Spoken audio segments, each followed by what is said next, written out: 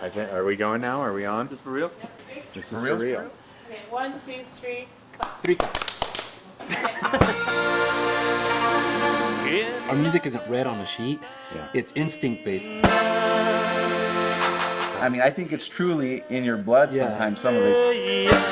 When you're born into it, it's embedded in you. I learned how to tune the guitar even before I learned how to play it. We are with 4 out of 6 members of Grupo Impulso. I was so small I couldn't raise for the strings.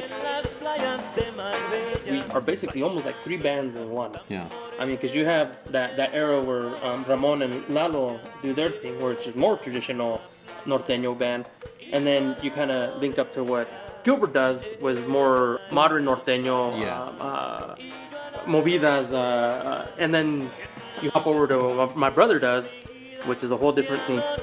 It's become traditional to have that mix now.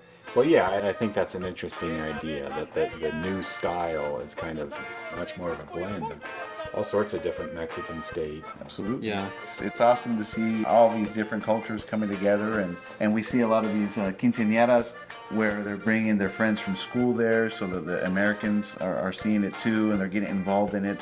I mean, how many do we see now that, like They're in the line. more than half of the chambelanes and damas are friends from school that aren't Mexican.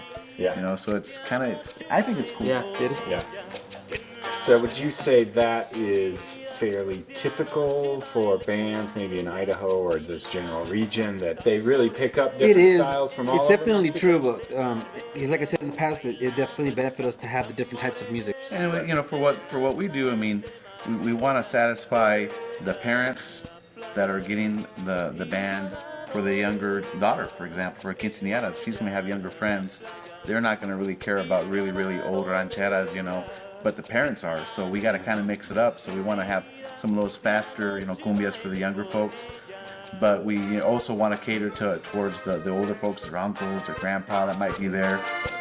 So the future, you think, looks good for this kind of music? Well, it's constantly evolving. When I was in school, none of my friends at school knew I played the accordion. That's not He something you probably didn't want anybody to know. I didn't want anybody to know. They would have gave him wedgies, swirlies, all that stuff. That did not come out. Anybody who knew, I forced them to not tell anybody. But man, we see so many young kids coming up to him. I mean, like that are really good already, and it's cool to know how to play the accordion now.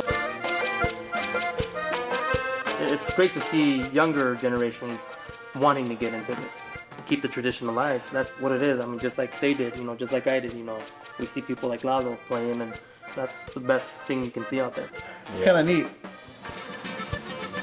If anything, it's growing as the population grows. And kids that grow up with their Hispanic friend and have been to all these parties, I guess we're meant to be here for maybe another 30 years. We're his age. That'd be crazy. Well, I'll be here. Yeah, he'll be here. We might not be, but he'll be. He'll play at our funeral. You're never getting rid of this guy, just so you know. Right.